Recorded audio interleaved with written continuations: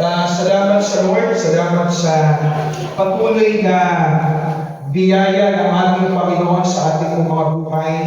Kumusta po tayo? Kumusta po ang isang linggo na pagbubukas ng klase sa mga nanay, panibagong challenges na naman. But anyway, salamat po sa biyaya ng Panginoon. Kung meron pong nasa labas, pwede pong pakipapasok, Reverend. Kung may nasa labas, nag-rapture na po dito sa side. Medyo nabubus na. Paki-assist po yung mga bata. And then yung mga nagsasaglis po ng mga kids. Pwede po mag-iwan. So anyway po, purihin po ang Diyos sa umaga nito. At tayo po ay last Friday, salamat po sa tulad po ng mga nanay. Nakapagdaos po tayo muli ng pangalawang Women's Conference po ng WMC po, and purihin po ang Lord, lalo na po sa mga leaders po ng ating iglesia na kabahagi po sa mga gawain po ng kababaihan. Maraming salamat po. Walang pakalaman po natin ang Panginoon. Ayan.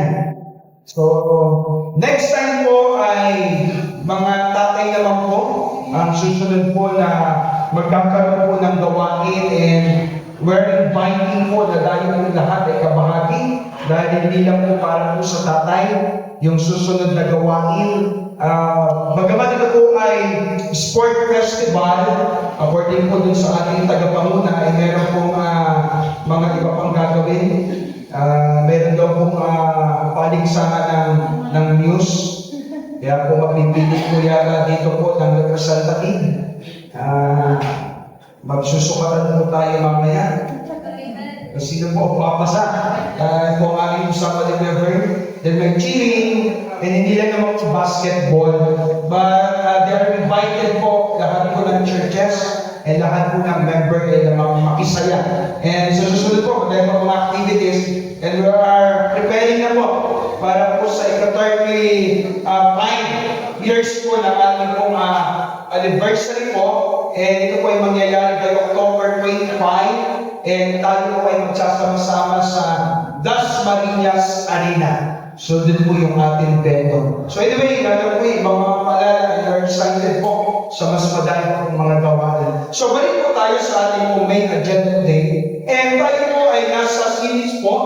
And nandun po tayo sa pag-uusap about dun sa 10 Commandments. Ano po yung last Sunday po na tema natin? What is the first commandment? Ano po yung first commandment natin? Ano sa nakalimutan na. Anyone? Okay. And ano po yung pinaka-title po natin last Sunday? Ayun, ulangin po ang Diyos. Excuse po. So tayo po ay nasa series po ng ating pong tema is the 10 Commandments, God's timeless standard for His people. Brothers and sisters in the Lord, gusto ko lang po bigyan ng diin na dapat tayo mariman na yung batas ng Panginoon kailanman po ay hindi po pwedeng magbago. Kailanman po ay hindi ito pwedeng magbago. Lumipas man ang panahon, magbago man ang sistema ng ating mundo, ng ating pamumuhay, ng ating buhay.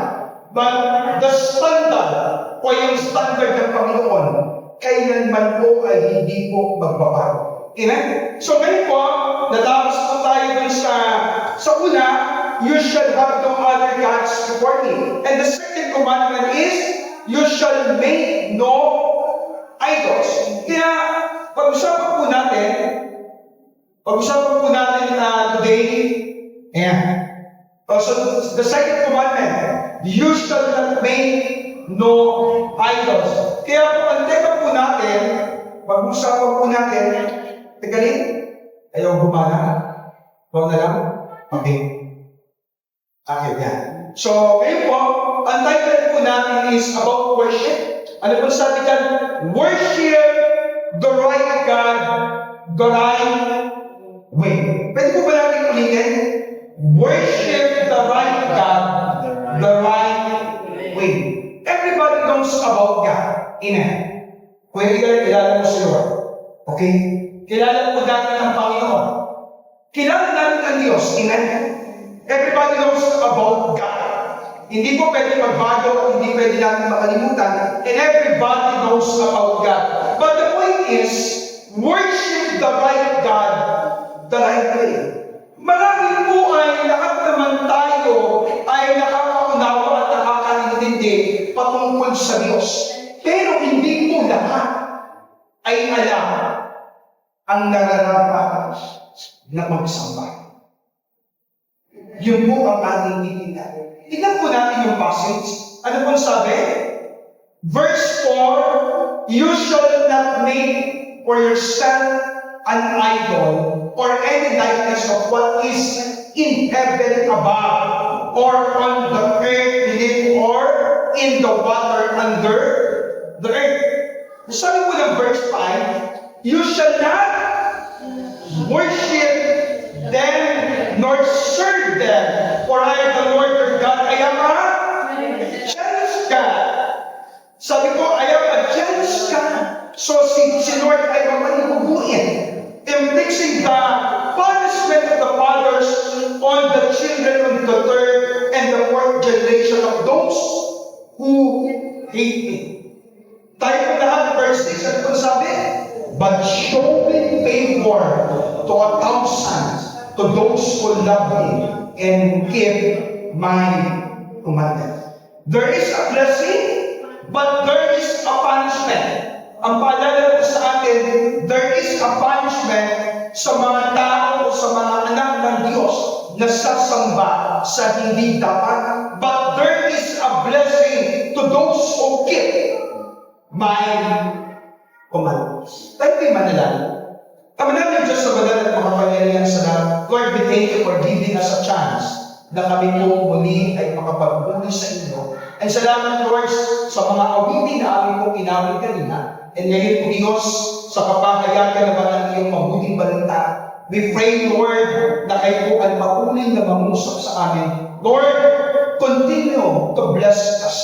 Lord, continue to convict us. At hayaan po, Diyos, sa umagang ito, ikaw ang maging guro namin, ikaw ang mangusap sa amin, ikaw ang magpahayag ng iyong naisin, lalo na sa buhay ng aming iglesia. Pagpalain po ang iyong abang lingkod sa kabila ng aking kahinaan, binitagong kaisipan, mahayag po Diyos ang iyong nais sa kanyang kalooban.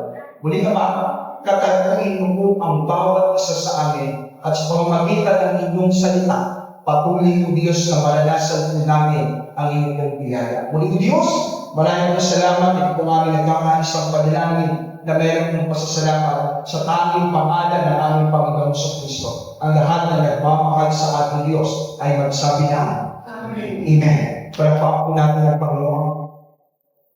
Today, my beloved, o mga kapatid, o mga minamahal kay Kristo, today, we will understand at dapat natin maunawaan the importance o yung pinakamahalaga na bahagi ng ating pong pananampalataya, and that is worship. Amen?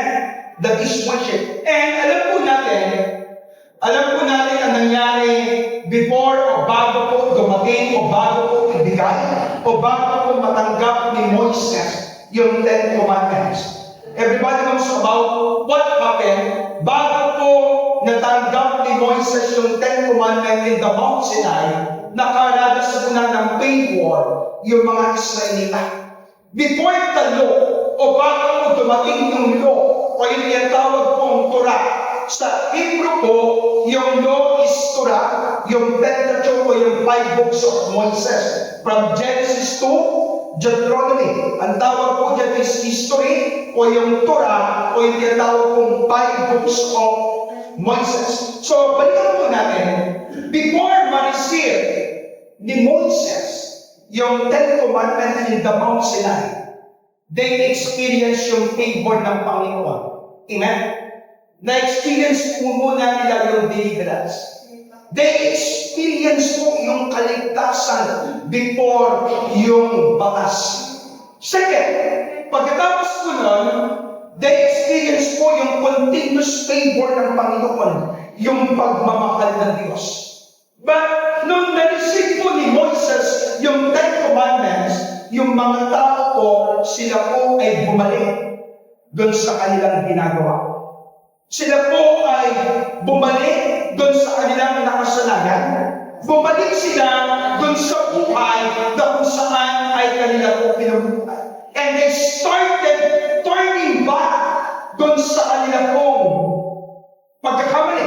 At kung saan ay sila po ay muling sumamba doon sa mga bagay na hindi po ukol sa ating pong Panginoon. Kaya kung mapapansin po natin, kanina in verse 5, sabi po dyan, you shall not worship them nor serve them, for I am the Lord, your God. I am a jealous God. Ang Diyos ay mapalibog-buhin. And there is a punishment na kung tayo daw po ay tatalikod at kung tayo daw po ay sasamba dun sa mga bagay na hindi po ukol sa Diyos. And then sabi dyan, on the third and fourth generation of those who hate me, they will experience punishment. It is from generation to generation. But the Bible or the Scripture, napakagaling because sinabi niyan, but showing favor to those who love me and keep my commandments. Kung tayo daw po ay mananatili, kung tayo daw po ay iingatan natin ang salita ng Panginoon, ang batas ng Diyos, there is a blessing from 1,000 generation. Amen? So maganda makita po natin, there is a punishment kung tayo po ay gagawa ng mga bagay na hindi ukol sa Diyos. There is a punishment kung i-neglect po natin ang salita po ng Diyos. There is a punishment if we will commit sin. But ang sabi ng Lord, if you will keep my commandment, there is a blessing. There is a favor. Amen? Pastor, maganda naman yung aking layunin. Pastor, maganda naman yung aking adhikain. Pastor, hindi naman kami nahuli. It's okay. Patandaan po namin, hindi po pwedeng magkamali ang Diyos. Ang sabi ng Bible, whether good or evil, mabuti o masama, hayag man ulihin, we will submit to the Lord. We will submit, we will surrender. Tayo ay haharap sa Diyos. Tayo ay magsusulit sa Panginoon. Amen? Mabuti, masama, hayag ulihin, that is subject for judgment. Let us remember, one is enough, but two is too much. Kung umulit ka pa ng pangako, that is danger. May mangyayari hindi maganda sa atin. Balikan po natin, sabi ko dyan, the true worship is not about what pleases us. Pero ano po sabi? But about what pleases God. Today, mapapansin po natin, kung makikita po natin, sometimes ang pagsamba, ang paglilingkod sa Panginoon, sometimes nakabasa na lang dun sa pagiging convenient natin. Kasi mas okay kami dito, mas ayos kami, mas maganda siyang kasama, mas okay siya.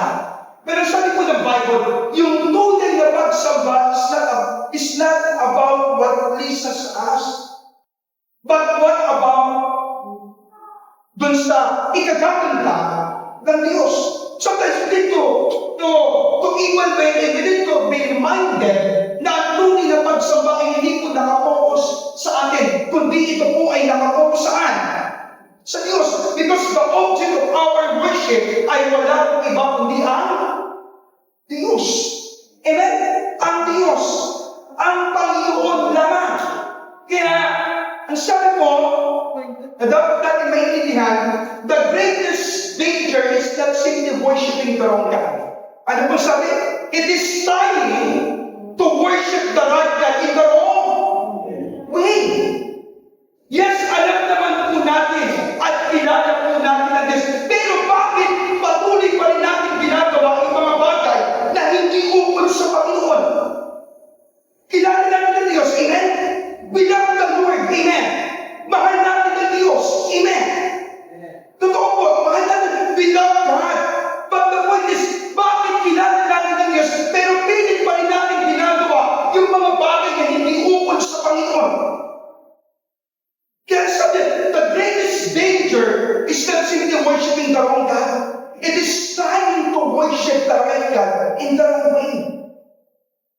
what we are doing, yung ginagawa po natin, ay may malaki pong reflection kung paano at kung gaano natin kilala ang Diyos. Amen? Yung ginagawa po natin ay may malaki pong kaugnayan kung gaano at kung paano natin kinikilala ang Diyos. Kung ang kilala God is a gracious God, yes. Ang mabait naman si Lord, God is all-knowing, God is omnipotent, God is omnipresent. Yan ang Diyos, yes. Kaya ng Diyos na intindihin ako.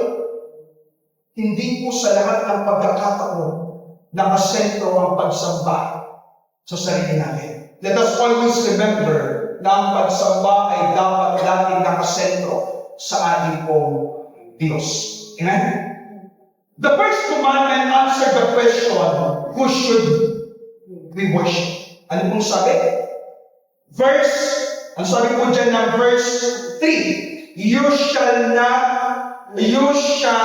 have no other gods. The first commandment answered the question, sino ba ang dapat natin sabay? Who should we worship?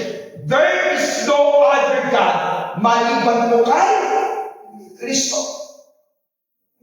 Sino po ang prioridad ng ating buhay? Kanino natin binubuhos ang ating lakas? Kanino natin binibigay ang lahat ng ating atensyon? Saan tayo mas nag-i-invest? Kung wala po ang Diyos, kung walang uwang dun sa mga bagay na iyan, malayo at malayo ang ating tunay na pagsamba. And the second commandment, maganda po mariman sa atin, the second commandment answered the important question. How should we worship Him? Paano ba? How should we worship God? Do you think that what we are doing kanina, yung ating pag-awit, yung ating pagpalakpak, yung ating pag-iyak, ay nakaabot dun sa trono po ng Diyos? Do you think yung in-offer natin kanina na pagsamba, it pleases God? Do you think what we are doing during Sunday, napapangiti ba natin ang Diyos? Napapangiti ba natin ang Panginoon? Did God smile when we are facing God, raising our hands and worshiping the living God? Do you think yung pagtugtog natin kanina, it pleases the Lord? Hello? Yes! Yes! Ba't di ko tayo makasagot? Yes! Because ginawa naman natin yung tama, di ba? Yes! Ba't hindi tayo makasagot? Yes! What we are doing, alam po natin dapat, and this is the Lord. Because we worship the living God. And we worship the right way na tayo po'y magpuni sa Panginoon. Amen? Amen? So, the second question, it reminds us na dapat makita natin yung tama po, how should we worship the living God? Ano pong sabi? Ano pong sabi niya? True worship honor God by knowing Him rightly. Second, loving Him faithfully and obeying Him completely. Amen? True worship honor God by knowing Him. Dapat alam natin at kilala natin kung sino ang ating pong sinasamba. The more na alam natin at kilala natin ang Diyos, magiging tumpak at magiging tama ang ating pagsamba sa Diyos. At kailangan mahal natin ang totoo ang Diyos. Hindi pwedeng hap-hap, hindi pwedeng 50-50. Let us all remember when Jesus offered His life on the Mount of Calvary, hindi hap-hap yung katawan ng ating Panginoon. Hindi kalahating dugo ang binigay ng Diyos. He offered His life for us to be saved. Amen? So we need to love Him completely. We need to love Him supreme. Dapat po, and we need to obey Him faithfully. Dapat kay Kristo lamang tayo susunod. Amen? And first na dapat natin maintindihan, first na dapat natin mas maunawaan, through worship honored by knowing Him rightly, loving Him completely, and obeying Him faithfully. First, sa mga nag-know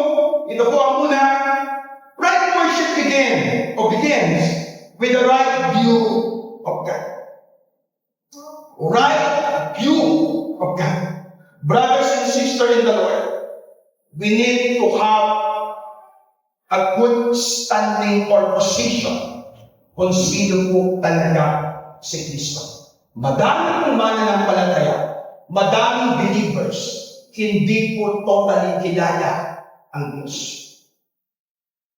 Right worship ay nagsisimula having a right view of God. We need to understand na dapat ay magkaroon tayo ng mas matibay o konkretong pagkakaunawa. Sino ba talaga ang Diyos? Sino ba talaga si Kristo? Sino ba talaga ang Panginoon? Tingnan po natin verse 4. Ano po sabi dyan? Ang sabi ng verse 4, you shall not make for yourself an image in the form of anything in heaven, above on, or on the earth. Huwag daw po tayong magkakaroon. Huwag daw tayong gagawa ng imahe. Huwag tayong gagawa. Huwag tayong magkakaroon. Huwag tayong gagawa ng anumang bagay na kung saan ay sasambahin natin. Anything in heaven, above on earth, huwag tayong magkakaroon. The issue is not merely the object, it is the heart. Ulitin ko po. The issue is not merely the object. The issue is yung ating puso.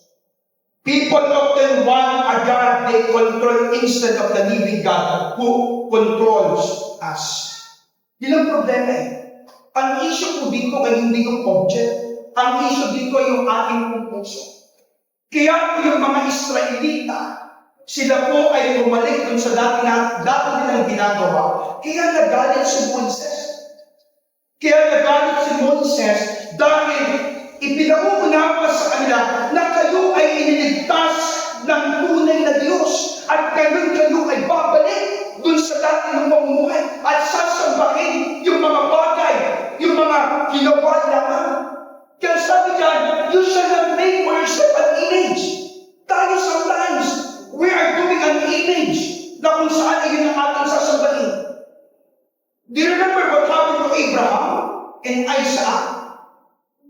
What happened to Abraham and Isaac? Ang tagal nila nag-pray na magkaroon sila ng supling. Ano nangyari? Nainip si Abraham. Nainip si Sarah. Ano po nangyari? Ang sabi ng story, merong maid servant si Sarah. Sino pong pangalan? Si Agar. Anong ginawa? Binasitingan, and then nagkaroon sila ng Ismael. Yun ang nangyari po. Ang tagal. Naghihintay. Ang tagal. Nainip. And then, the promise of God ay hindi naman po talaga mababalik.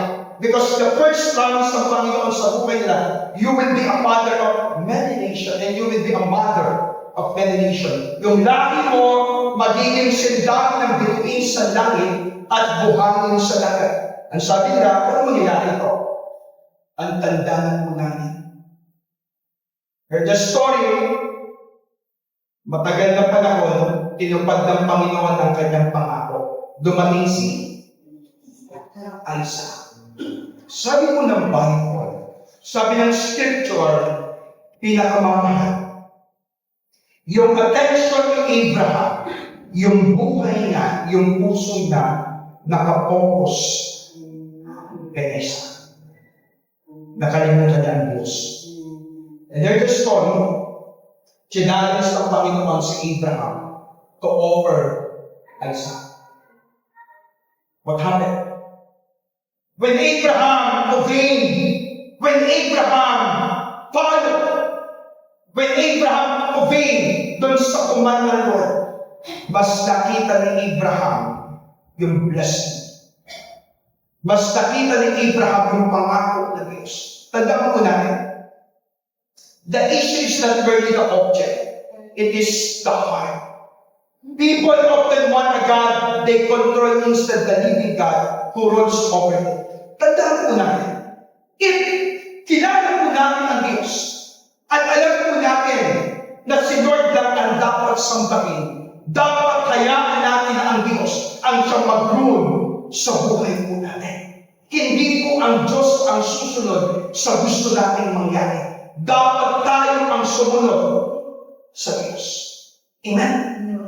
Kasi sabi ng Bible, you shall not make for yourself an image. Nowadays, sa panahon po natin ngayon, ang dami nating imahe. Ang akala lang po natin ng image, yung nakikita lang po natin na nakapaske, nakasabit. No. Kung ano po ang laman ng ating puso, isa po iyon sa imahe na ginagawa natin sa bahay. Amen? What do you love the most? Sino po? How do you invest your time? How do you manage your finances? Sino mas binibigyan natin ng importansya? How much time we give to the Lord? Di ba? Mas nagmamadali pa tayo sa gawain ng Panginoon na umalis, umuwi. At mas magbibigyan po natin ng pansin ng mga bagay na hindi bukod. And we're expecting to bless. We're expecting na tayo may ayusin ng Panginoon. Palaguin tayo financially, spiritually, physically. But what we are doing, nakuha po ba natin? Kasi sabi ng Bible, you shall not make for yourself an image before anything. But sometimes people are doing this. We're creating an image na kung saan ito yung Diyos natin. Ito yung mas gusto ko kaysa gusto ng Diyos. Sabi ko dyan, John 4, verse 24, ano po sabi? God is Spirit.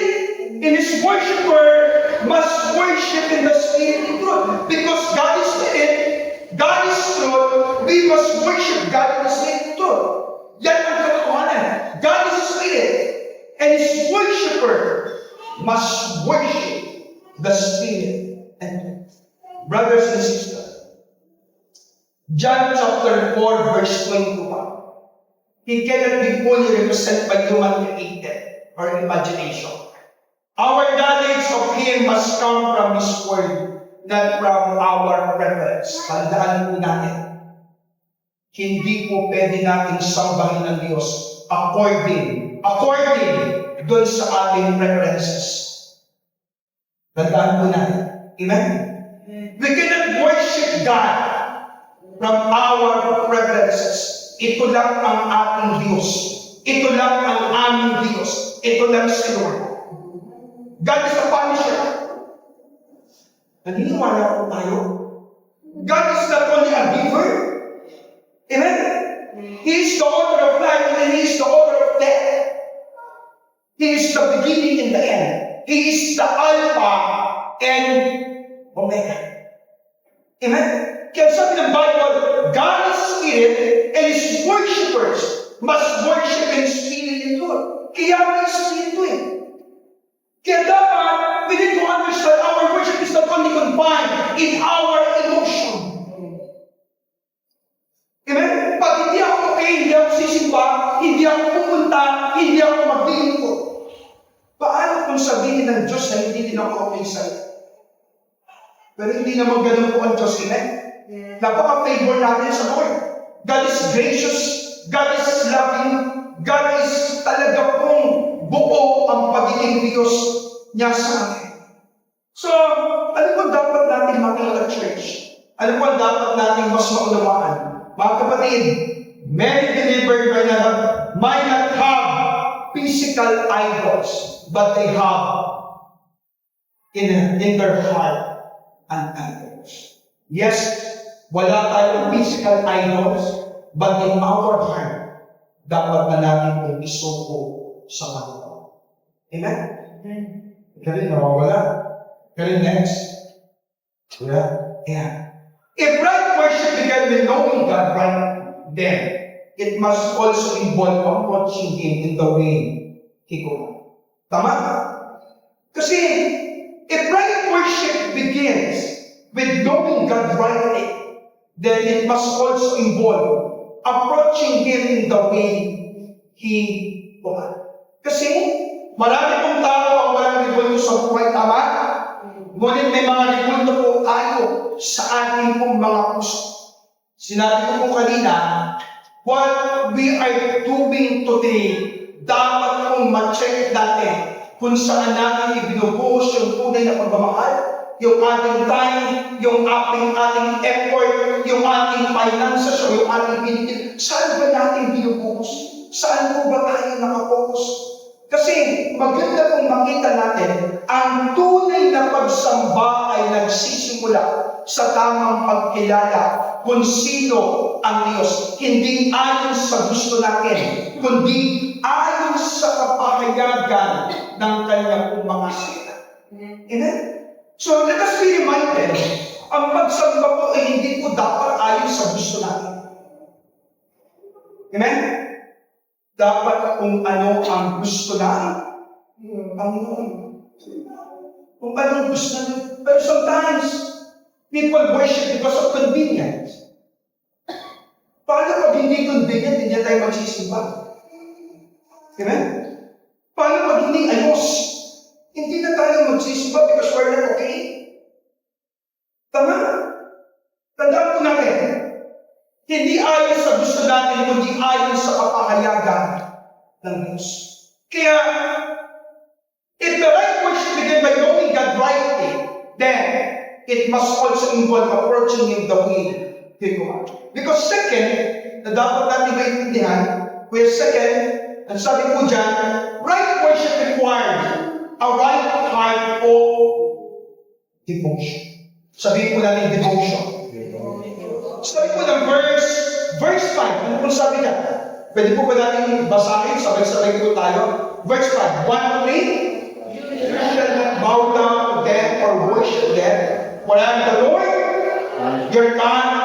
I am jealous God, punishing the children for the sin of the parents to the third and fourth generation of those who hate me. Una, you shall not bow down to them or serve them. Ano po sabi? The right worship requires a right heart of devotion. Pangalawang bagay na dapat po natin mas maunawa. Kapatid, ang tunay po na paglilingkod, ang tunay na pagsamba po natin sa Panginoon, it requires a heart of devotion. Sabi ng Bible, you shall not bow down to them and serve them. The commands move beyond making idols to bowing before and serving. Worship, tandaan po natin, worship is more than Sunday activity. It is the direction of the heart. Whatever captured our greatest affection, trust and loyalty become our true object of our worship. Amen? Yung pagsunod, kahit anong gawin po natin, kahit anong galing natin, kahit anong sigasid natin, kung hindi naman po tayo sumusunod sa Panginoon, it is useless. It is useless. Kahit anong gawin po natin, if we're not obedient to the law, to the rules, to the mandate of God, we're nothing. Kahit anong gawin po natin, unless na tayo po ay sumusunod dun sa nais po ng Panginoon, yun po ang tama. Because sabi po dyan, sabi po ng Matthew chapter 4, verse 10, Jesus said to him, away from me, Satan, for it is written, worship the Lord your God and serve Him only. So wala pong iba. Maliban po kay Kristo. God does not simply ask for a place in our heart. He command or He demand first place because He is alone waiting. Ibig sabihin, pinapaunawa sa atin na dapat ako lang, na dapat si Kristo lang. There is no other God. Maliban po kay Kristo. Worship the Lord your God and serve Him only. Amen? We cannot serve two masters. Yan po ang sabi ng Bible. We cannot serve two masters. Hindi po tayo pwede maglingkod sa dalawa. We will hate the other. Yan po ang dapat. Kaya sabi ng Bible, you shall worship the Lord your God and only shall serve. True worship is not measured by emotion or excitement. Tandaan po natin. Ano sabi yan? Yeah? Ayan. Ulitin ko po. True worship is not measured by emotion, excitement, beautiful music, or religious activity. Ano po sagot? It is measured by surrendered heart, but treasure God above everything. Kahit ano pong ganda ng ating ginagawa, ng ating musika, ng ating pagsama, ng ating programa, yung ating pong buhay ay hindi po natin isinusuko sa Panginoon. It is useless. Everything will be useless in the sight of God. Because it is measured by a surrendered life. Amen? Kaya gawin po namin. Brothers and sisters, yung tunay po na pagsamba is not measured by a good and a quality ng music. Beautiful activity or beautiful religious activity. Let us be reminded na yung pagsamba po ay lagi pong nakapokus dun sa tunay na puso na nagsusuko sa ating pong Panginoon. Ano pong sabi dyan? Ano po yung right worship things? Sabi po dyan, we gather not to be entertained, but to glorify God. Kaya ko po kayo tinatanong kanina, yung ating ginagawa. Ito po ang sagot. We gather not to be entertained, but to glorify God. That is the main agenda ng ating pong pagpupuri sa Panginoon. And second, we serve not to gain recognition, but to honor Christ. Kahit wala, basta alam mo natin, si Lord ay nag-glorify. Second, the third, we give that out of obligation, but out of gratitude. Think about this. How much we give to God? How much we spend sa Lord? Magkano po ang binibigay natin sa Panginoon? How much we give to the Lord? How much we offer to the Lord? Sometimes, laging last resort ang Lord eh. Kasi hindi ko naman kailangan. Sometimes, yung binibigay natin sa Lord, parang bagay-bagay lang.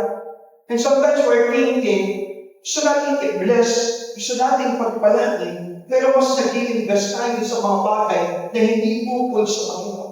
Tandaan po natin, we give not out of obligation.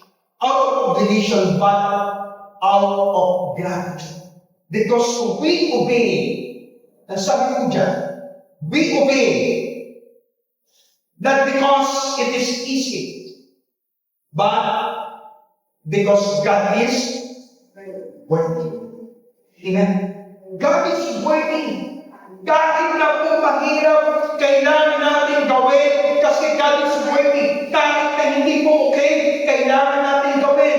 Dahil tatandaan po natin yung ating pong ginagawa sa ay hindi po nakabase dun sa ating emotional preference na pag hindi tayo okay, wala. Kapatid, ang pagsamba ay hindi lang po pag-awit tuwing linggo.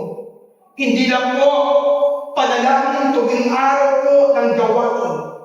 Ang tunay na pagsamba po ay kung sino at ano ang pinakamataas na lugar sa ating pong mga puso. Kung mas inuuna natin ang mga bagay na hindi po kaligod-lugod o kasaya-saya kaysa sa Diyos, maaaring madami at meron tayong idolo na tinatayo sa ating pong mga puso. Tandaan po natin, ang pagsamba po ay hindi lang po pag-awit, pananalangin sa araw po ng gawain. Ang tunay na pagsamba ay kung sino at ano ang pinakamataas na lugar sa ating pong mga puso. Amen? God is the center of our worship. Amen? God is the center of our worship. There is no other model na dapat po natin tingnan maliban po sa ating pong Panginoong Jesus. Sabi po dyan, right worship begin with the right understanding of God and flow from devotion or devoted. Finally, sabi po dyan, it produce a line of faithful and obedience. Pangatlong bagay na dapat natin intindihin. Sabi po dyan, basahin po natin yung 1, 2, 3. Right worship produces a right line of obedience. Sabi po ng verse 5 and 6, napakaganda pong paalala sa atin. Dito po tayo magwawakas. Sabi po dyan, doon po sa verse 6, but showing love to 1,000 generation of those who love me and keep my commandments. God described Himself as, ano po sabi dyan? Jealous God. Showing instead of love to 1,000 generation. Sabi po dyan. God described Himself as jealous God.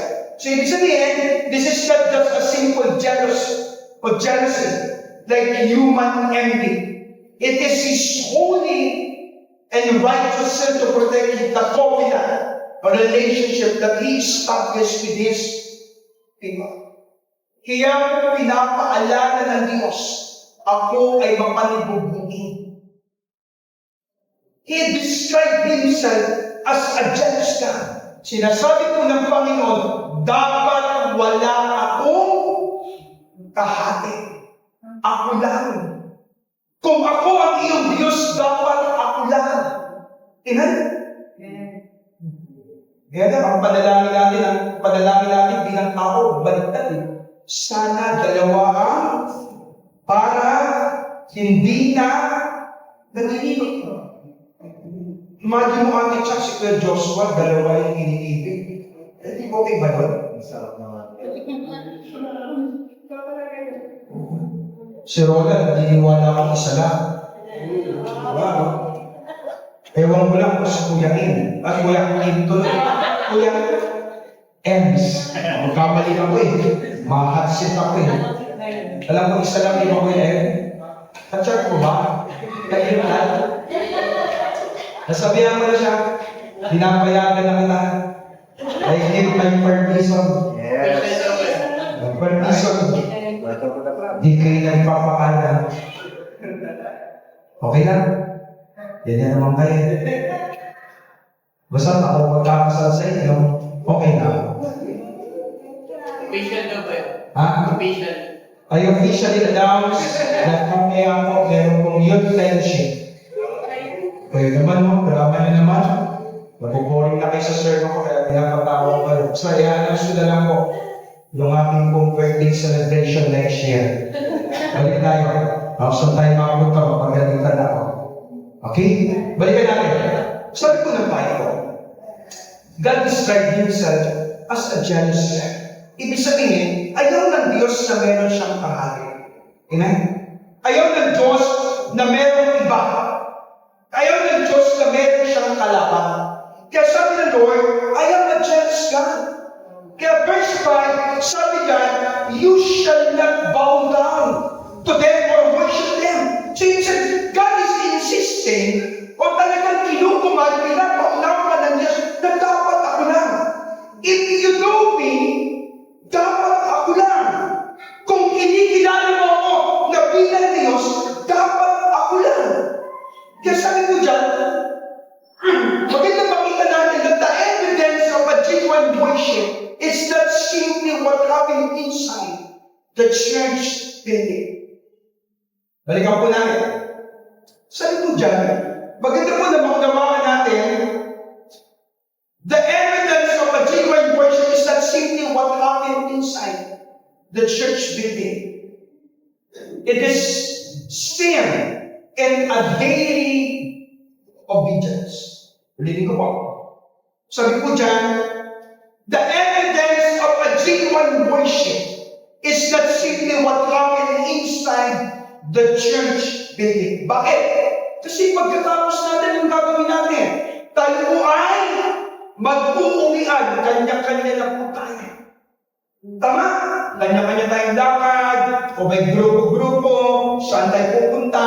Sabi ko dito, the evidence of a genuine worship is not simply what happened inside the church building. It is seen in daily obedience. Ito po ay dapat nakikita sa pang-araw-araw natin buhay o dun sa pang-araw-araw natin ginagawa. Because sabi ng Lord, love the Lord your God, o mahalin natin ang Diyos. Because love for God is obedience to God always go together. Sabi ng Bible, if you love me, you will keep my commandments. So ibig sabihin, kung iniibig natin ang Diyos, dapat araw-araw nakikitaan tayo ng mga bagay na kalugod-lugod sa Panginoon. Amen? Kasi sabi po dyan, a worship service by end after an hour or two, but worship itself continues. Tama? Kasi matatapos naman talaga. Okay, ganyan sabi ko, lalabas tayo. Pagkatapos tayo po ay aalis. Sabi ko dyan, worship service by end after an hour or two, but worship itself continues. Ito po ay dapat nagpapagod. Kasi kapatid, ang pagsamba po ay hindi lamang po natatapos sa loob ng iglesia ito. Amen? After my preaching, after our offering, after our closing prayer, hindi lang po dapat doon natatapos. That is program. Ang tunay na pagsamba, ito po ay nakikita sa pang-araw-araw natin buhay. Amen? Pang-araw-araw natin church. The greatest testimony is not how loudly it's seen. Ano po sabi ng kulay red? But how faithfully. Brothers and sisters, especially, lahat po tayo, na tayo po ay mga anak ng Diyos. Ulitin ko po, the church's greatest testimony is not how loudly it's, but how faithfully obeys. Amen? Kahit anong husay, kahit anong galing, kahit anong sigasig natin, hindi po yun ang batayan. Ang tunay na pagsamba ay nakikita saan? Sa ating pamumuhay. Hindi sapat ang pagtaas lamang ng kamay during worship. Kung bababa naman ang antas ng ating pagsunod sa ating Panginoon, it is useless. Ang tamang pagsamba ay nagbubunga ng banal na pamumuhay, katapatan at pag-ibig sa Diyos. Why? Because tama pong sinabi ng Bible. Sabi po ng Bible, Luke chapter 6, sabi po dyan, verse 40, for a good tree does not bear bad fruit, nor does a bad tree bear good fruit. Ayun po, 44. Sabay-sabay tayo 44. For every tree is known by its own fruit. For men do not gather figs from the thorn, nor do they gather grapes from the bramble bush. And sabi po dyan, verse 45.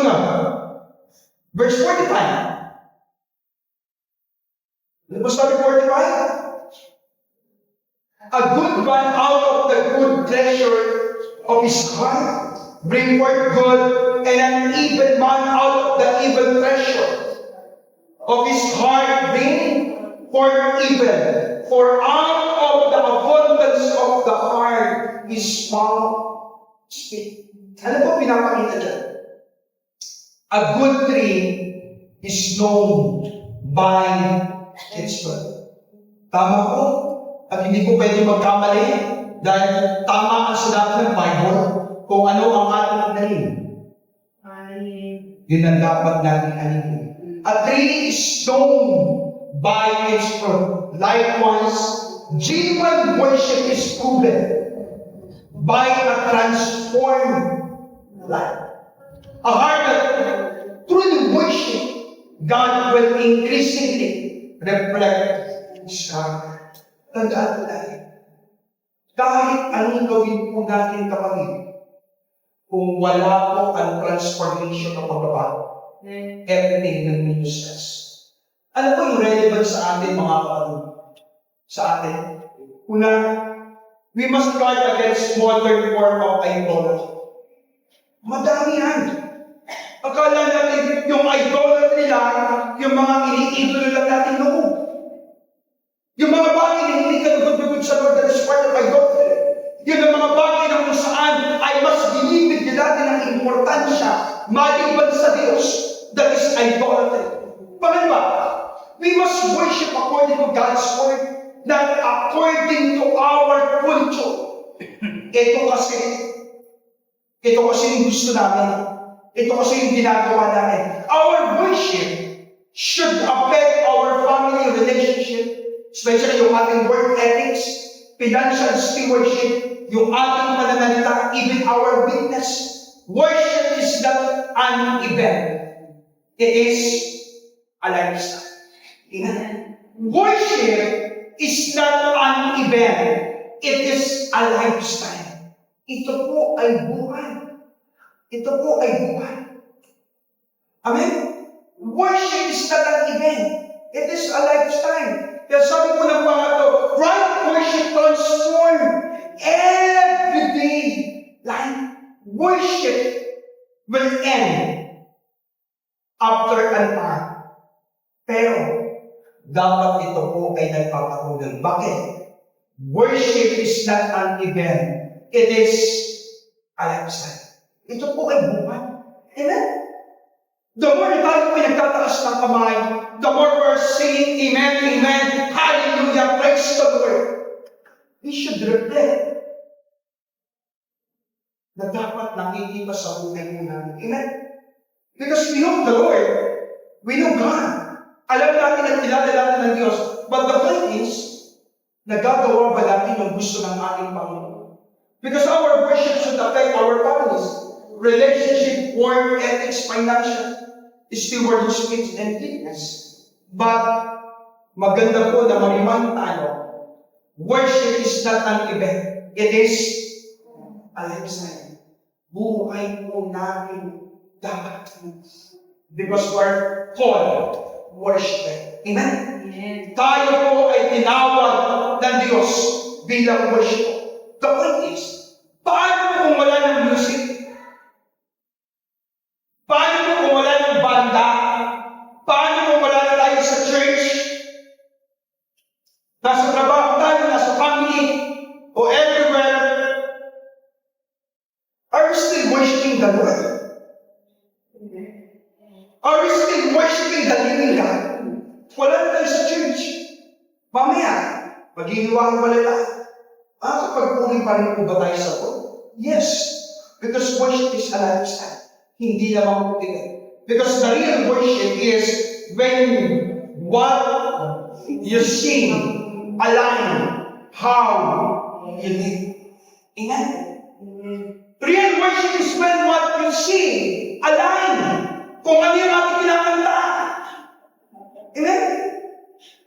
Align how you live. Dapat naka-align eh. Kasi sabi ko dyan, ano bang sabi dyan? If there is no obedience, no relationship, and no submission, then singing become an expression not yung ginagawa po natin, that is our expression dapat. Kung wala po talaga yung tunay na ugnayan natin sa Panginoon, dapat mayroong communion. Pero sabi ka, that is only an expression. Expression lang ba? Expression lang ba yung ginagawa natin? Kasi yung pagsamba po, ito ay pagbabalik ng kabutihan natin sa Diyos. Because worship is not confined by singing alone. Your prayer, your devotion, your service, your offering, that is worship. Amen? That is worship. What we are doing is part of our worship sa Lord. Tatandaan po natin. Kaya po, worship is not only confined doon sa pag-awit your service, your devotion, your commitment in the body of Christ, that is your worship sa Lord. Amen? Kaya sabi ko dyan, Isaiah chapter 29, verse 13. Ano po sabi ng Lord? The Lord says, "These people come near to me with their mouth and honor me with their lips." Basahin mo po yung sumunod. But their hearts are far from me. Grabe. The worship of me is based on their very human roles they have been taught. Ano po sabi? These people come near to me and they worship, they bow down to me, pero yung kanilang puso ay malayo sa Panginoon. Brothers and sisters in the Lord, hindi po pwede tayo po ay naglilingkod, pero ang layo-layo natin sa Lord. Amen?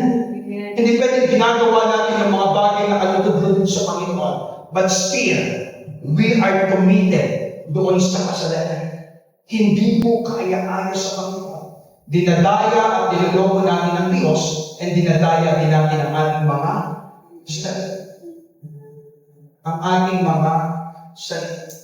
Sabi ko dyan, biblical worship. O biblically, worship is not only what comes out of the mouth, but what is surrendered in obedience in daily life. That's why worship is not an event. It is a lifestyle. Sabihin niya po natin, lifestyle. Kumusta ang buhay mo? Tanungin nga natin yung katabi mo, kumusta yung lifestyle mo?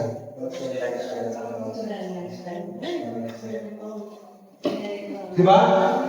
Tayo, nag-pray tayo na tayo po ay maging malusog. Nag-pray tayo na tayo ay pagpalaan ng Diyos, maging healthy, maging financial stable, tayo po ay maging maayos ang buhay, maging comfortable. But what we are doing? How do we spend yung time natin? Ito, lagi ko ito tinatanong sa iyo eh. Ilang oras ito kayo natutulog?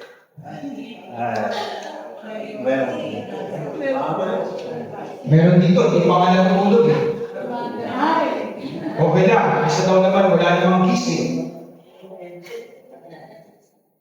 Kumusta yung ating pagkain? Sometimes, hindi na po yan, di ba? Lahat instant. Kaya minsan, instant din ang buhay. So, simple lang. Pagbalikan natin, pinapaalala ko dyan, worship is not an event, it is a lifestyle. Brothers and sisters, yung worship po natin ay dapat ay buhay. So, buhay po natin. Maging buhay po natin. Kaya, the second commandment reminds us that God is not interested in empty religion or self-made spirituality. He called His people to worship Him as He is truly in according to His revealed will. Let us not make an idol to worship the living God. Let us worship God according to what the Bible revealed. Amen? Let us not worship God according to our preference. Ito lang yung gusto ko. Ito kasi yung mas mabuti. Mas convenient ako. Ito lang yung ibibigay ko sa Diyos. And what we're expecting. Amen? Yeah, we need to be reminded that the second commandment is reminding us that God is not interested in empty religion or Satan made spirituality. He called us His people to worship Him as He truly is in accordance to His revealed will. Ano yung sinasabi ng Scripture? Ano yung sinasabi ng Bible? God is Spirit, and we must worship God in His Spirit and truth. Because God is His Spirit. Amen? Kaya dapat natin tandaan, God is His Spirit, at kailangan natin sambahin ng Diyos sa Espiritu at katotohanan. Kaya dapat yung puso natin ay tama. Dahil ang Diyos ay Espiritu. At ang Diyos ay katotohanan. Ano pong tanong? The question is, I am worshiping the true God in the way He designed, or we worship God the way we design? Ang tanong kasi, ang magandang tanong na makita po natin, sinasamba po ba natin ang Diyos ayon sa gusto lang natin? Do I worship God? Yes, tama naman. Tama naman po. We worship God. Sinasamba po natin ang Diyos. Pero maganda po na ma-remind tayo, I am worshiping the true God in the way He designed. Yung ba ang ginagawa natin, yan ba ang design ng Diyos? Yan ba ang gusto ng Panginoon para sa atin? O sinasamba natin ang Diyos because ito yung preference natin, ito yung gusto ko, ito yung pagkakakilala ko sa Diyos. Kahit late, okay na. Kahit hindi ako mag-offering, okay na. Kahit hindi ako magbigay ng time, naiintindihan naman ng Diyos. But your lifestyle, kung gumastos ka, okay din. And you're expecting na to bless. Alam mo, wala pa yung testimony ko sa pagbibigay. Pag sinubukan po natin ang Diyos, magugulat tayo na ang Diyos ay hindi pwede magkamali. Amen? If we're faithful sa Lord, God will be faithful to us. Kahit anong mangyari. Yes, minsan magkukulang, minsan makukubusan, pero hindi ka totally mawawalan kung si Lord talaga ang sentro ng paglilingkod natin. Amen? Amen. Amen. Subukan natin ang Diyos. Subukan natin. Let us give our tithes and offering. Let us give our 100% commitment sa Lord. Makikita natin yung blessing ng Panginoon. Amen? Yes. Sabi nga ng Bible, look at the virgin that sky. Hindi sila nagtatanim. Pero pinapakain sila ng Diyos natin nasa langit. How much more na tayo pa nalilikha ng Diyos. Amen? Alam niyo po ang susi? Ang susi, maging tapat tayo sa lahat ng bagay. And God will be faithful to us. Amen? Amen. Amen. Yun ang susi. Kaya the question is, I am worshiping the true God in the way He designed. Yung ba ginagawa natin, o yung ginagawa nyo, o ginagawa natin lahat, yan ba yung design ng Diyos? Yan ba yung design ng Panginoon? O yung ginagawa natin according to our design? Kasi mas komportable ako sa bagay na ito. Mas okay kasi, mas ayos kasi ako dito. Sabi ko ng isang manunula, sabi ko dyan, sabi ko din, sir, what comes into our mind when we think about God is the most important thing about us. If our view of God is wrong, our worship will be wrong. Tandaan po natin, totoo po. Kasi kung mali ang pagkakaintindi natin sa tao, mali din po ang pagkakaintindi natin kung paano natin siya i-approach. And the same thing sa Lord. Amen? Kasi kung tama ang pagkakakilala mo sa tao, tama. But if our view of God is wrong, our worship will be wrong also. But when we know Him through His Word, love Him with all our heart and obey Him faithfully, ano po sabi? Our heart or our worship become a pleasing offering before Him. Kaya sinabi ng Bible in Romans chapter 12, verse 1, ano po sabi ng Bible? Offer your bodies as a living sacrifice, holy and acceptable to God. That is the perfect. Yun ang nararapat at tunay na pagsamba sa Diyos. Brothers and sisters, if our view of God is wrong, your worship must be wrong. Amen? Kung ang Diyos na ay tagapagpala, ang Diyos ay hindi nagpapalis o hindi na nagpaparusa, that is wrong. Ang Diyos ay giver, pero ang Diyos din ay nagpaparusa. Pinapano niya ang mga tao kayo sumunod sa Kanya. Amen? Amen? So ano po paalala ko sa ating brothers and sisters? Before we pray, let us be reminded. True worship honor God by knowing Him rightly, loving Him fully, and obeying Him everything. Kaya sabi mo, worship the right God Dahil, bakit? Kasi may paraan po talaga na hindi mo karapat-dapat. May gawain po talaga na hindi po para sa Diyos. May gawain o may ginagawa tayo na hindi po talaga para sa Panginoon. Right worship begins with a right view of God. Second, right worship requires a right heart of devotion. Ang tunay na pagsamba ay hindi lamang po na inintindihan natin ng Diyos. Ang tunay na pagsamba ay nagmumula sa pusong lubos na umiibig at nagtitiwala sa ating Panginoon. And right worship produces the right line of obedience. Kapatid, ang tunay na pagsamba ay nakikita sa araw-araw na pamumuhay na meron pong kabanalan at katapatan sa ating pong Diyos. Ano po paalala mo sa akin? God is not looking or is not really looking for worshiper who sing right song, but for worshiper who know Him rightly, love Him completely, and follow Him faithfully. Kailangan po natin makilala, kailangan po natin makilala po ng lubusan ang ating Diyos in order for us na tayo po ay makasamba. Amen? Amen. Hindi mo pwedeng nakapako lang si Kristo. Hindi mo pwedeng namatay lang si Kristo. Hindi pwedeng nabuhay lang si Kristo ng pagkalipas ng 3 araw. No. God is omnipotent.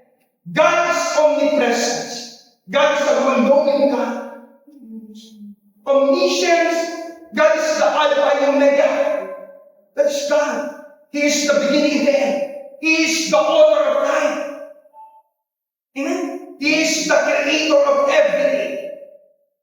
Kaya dapat natin maintindihan, God is not looking merely for worshippers who sing the right song, but worshippers who know Him rightly, love Him completely, and follow Him completely.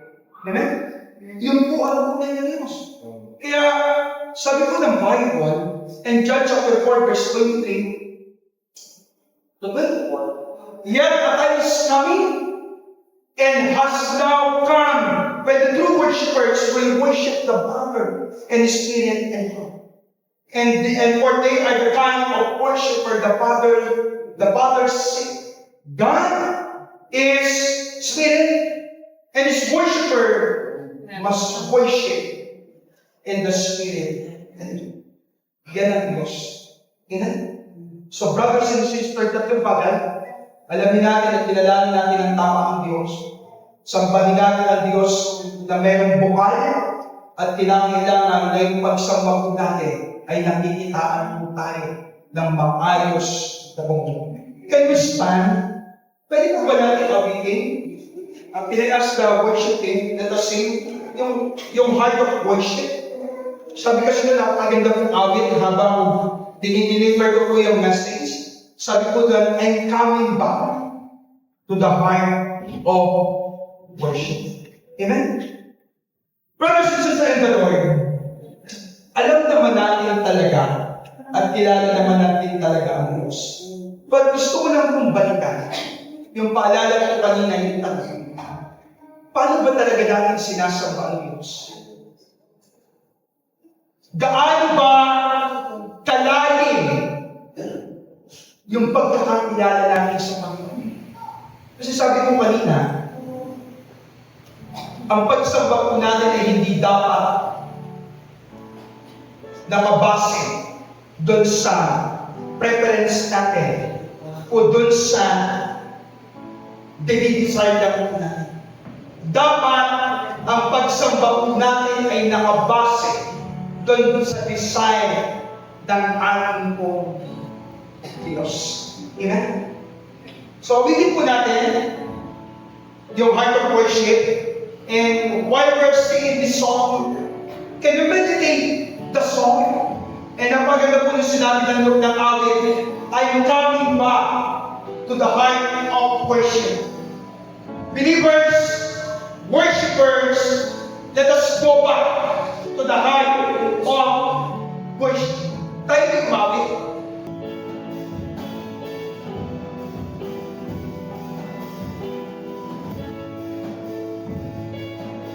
Brothers and sisters in the Lord, let us be reminded na hindi lamang po tuwing Sunday,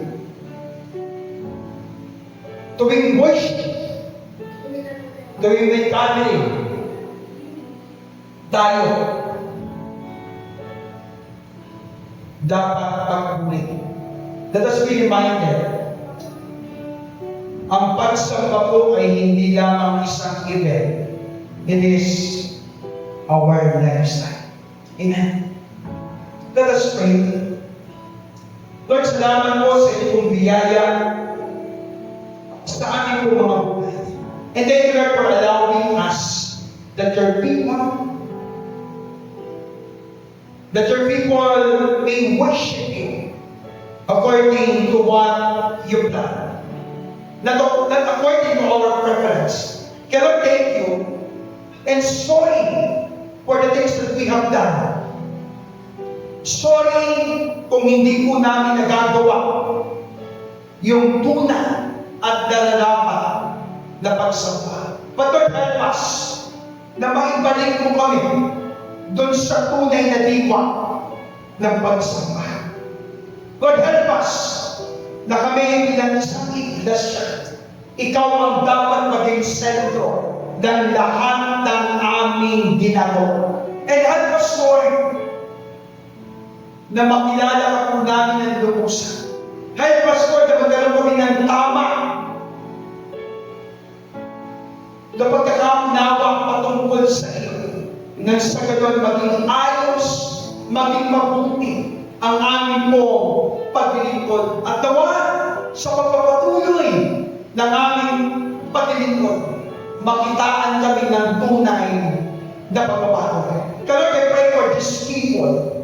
Lord, continue to bless your people. Continue to anoint your people and continue to use your people for the expansion of your kingdom. Lord, salamat po dahil walang ibang Diyos na dapat namin sambahin kundi ikaw lang. Kaya maraming pong salamat. Muli, patuloy mo pong pagpalain sa isanin ng aming mga buhay. At hayaan mo, Diyos, ng aming mga buhay ay laging nakatuon sa iyo. At makitaan kami ng tunay na pagbabago. At sa pagpapatuloy ng aming paglingkod sa iyo, magamit ang mga buhay ng bawat isa para po sa inyong kalwalhatian. Lord, salamat po for loving us. Salamat, Lord, for loving us faithfully. For loving us unconditionally. Despite that we're not faithful sa maraming bagay, hindi po nagbabago ang inyong katapatan sa buhay ng bawat isa sa atin. Kaya sa pagpapatuloy ng aming paglilingkod, hayaan mo, Diyos, na ikaw ang aming ulamin sa lahat ng pagkakataon. Muli, Ama, maraming pong salamat. Pagpalaan po ang bawat isa. Ito po ang aming nagkakaisang panalangin na mayroon po pasasalamat sa tanging pangalan ng aming Panginoong Kristo. At ang lahat na nagmamahal sa ating Diyos ay magsabi na, Amen. Malapakulan ng Panginoon. Amen. Thank you for watching. Here at Green Pastures World Mission Church, we are committed to building intimacy with God and His church. We'd love for you to stay connected. Follow us on our social media channels for more uplifting content. See you in our next video, and may you be blessed.